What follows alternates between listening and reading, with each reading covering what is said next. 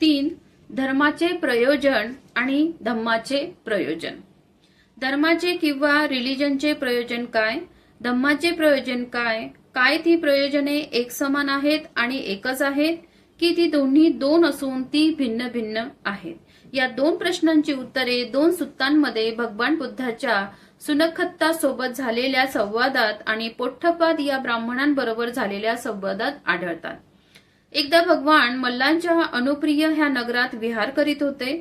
एके दिवशी अगदी सकाळी चिवरे धारण करून हातात भिक्षेपात्र घेऊन त्यांनी भिक्षाटनासाठी अनुप्रिय नगरात प्रवेश केला. रस्त्यात त्यांना असे वाटले की भिक्षेसाठी इतक्या सकाळी जाणे योग्य नव्हे, म्हणून ते परिव्राजक भग्गव याच्या आश्रमात त्याला भेटण्यास गेले. भगवानांना पाहून भग्गव परिव्राजक उठला आणि अभिवादन करून म्हणाला, भगवान, या आसनावर बसावे, आपल्याकरिता आसन सज्ज आहे. भगवान बसल्यावर भग्गव एका लहान आसनावर जवळच बसला आणि भगवंतांना म्हणाला, काही दिवसापूर्वी, पुष्कळ दिवसापूर्वी श्रमण गौतम सुनखंत लिच्छवी मजकडे येऊन म्हणाला, मी अलीकडे तथागतांचे शिष्यत्व सोडले आहे. सुनखत्ताचे हे म्हणणे खरे आहे काय? भगवंतांनी उत्तर दिले, होय, सुनखत्त लिच्छवी जे म्हणाला ते खरे आहे. त्यानंतर तथागत म्हणाले, काही दिवस झाले, बरेच दिवस झाले, सुनखत्त लिच्छवी माझ्याकडे आला आणि म्हणू लागला, आता मी तथागतांच्या शिष्यत्वाचा त्याग करतो, आता मी तथागताचा शिष्य राहणार नाही.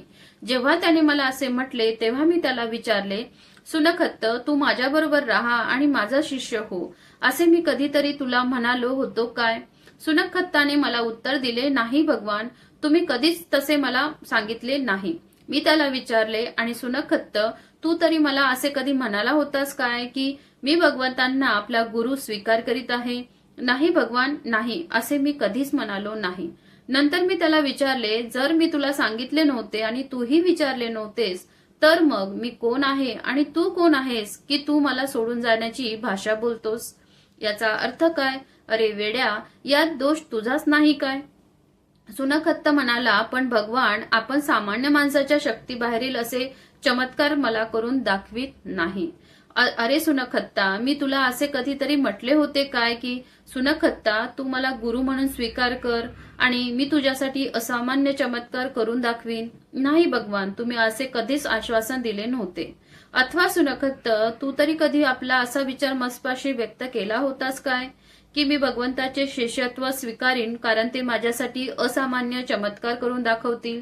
नाही भगवान, नाही, मी असे कधीच बोललो नाही. जर मी तसे बोललो नाही आणि तूही तसा बोलला नाहीस तर वेड्या माणसा, मी कोण आहे आणि तू कोण आहे जो तू मला सोडून जाण्याची गोष्ट करतोस? सुनखत्ता, तुला असे वाटत आहे वाटते काय की असामान्य चमत्कार करून दाखविलेत काय अथवा न दाखविलेत काय? माझ्या धम्माचा हाच उद्देश नाही काय की जो त्या धम्मानुसार आचरण करतो तो आपल्या दुःखाचा नाश करू शकतो? भगवान, असामान्य चमत्कार करून दाखविले जावोत अथवा न दाखविले जावोत, तथागताच्या धम्माचा उद्देश धम्मानुसार जो आचरण करतो त्याच्या दुःखाचा परिहार होऊ शकतो हा आहे. सुनखत्त, जर धम्माच्या उद्देशाच्या दृष्टीने पाहिले असता याचे काहीच महत्व नाही की असामान्य चमत्कार केले काय किंवा न केले काय, तर मग तुला चमत्काराच्या प्रदर्शनाचे एवढे महत्व का वाटावे? अरे मूर्खा, आता तू बघ की ह्या सर्व प्रकारात दोष तुझ्याचकडे येतो की नाही. परंतु भगवान, आपण मला सृष्टीचा आरंभ कसा झाला याची माहिती देखील सांगत नाही. बरे, तर सुनखत्ता, मी तुला कधीतरी असे म्हटले होते काय की तू माझा शिष्य हो आणि तुला मी सृष्टीच्या आरंभाची माहिती सांगेल? नाही भगवान, तुम्ही असे आश्वासन कधीच दिले नव्हते. किंवा तू तरी मला असे कधी म्हणाला होतास काय की तुम्ही मला सृष्टीच्या आरंभाची माहिती सांगितली म्हणजे मी तुमचा शिष्य बनेल? नाही भगवान, मी तसे म्हणालो नव्हतो. तेव्हा जर ना मीही तुला असे आश्वासन दिले आणि ना तूही तसे म्हणालास तर मी कोण आहे आणि तू तरी कोण आहेस जो तू मला सोडून जाण्याची भाषा बोलतोस? सुनखत्ता, तुला काय वाटते? मी सृष्टीच्या आरंभाची माहिती सांगो अथवा न सांगो, माझ्या धम्माचा उद्देश हा नाही काय की जो त्या धम्मानुसार आचरण करतो तो आपल्या दुःखाचा परिहार करू शकतो? भगवान, आपण सृष्टीच्या आरंभाची माहिती दिली अथवा न दिली तरी तो तथागतांच्या धम्माचा उद्देश नाही. तथागतांच्या धम्माचा उद्देश जो त्या धम्मानुसार आचरण करील तो आपल्या दुःखाचा परिहार करू शकतो हा आहे. सुनखत्त, जर धम्माच्या उद्देशाच्या दृष्टीने जेव्हा याची काहीच महत्व नसेल की सृष्टीच्या आरंभाची माहिती सांगितली काय किंवा नाही सांगितली काय, तर मग तुला तरी त्या माहितीचे असे काय महत्व आहे की सृष्टीच्या आरंभाची माहिती हवीच आहे. ह्या संवादावरून हे स्पष्ट होते की धर्म ह्या कल्पनेत सृष्टीच्या आरंभाची माहिती याला महत्व आहे, धम्माच्या कल्पनेत ते मुळीच नाही.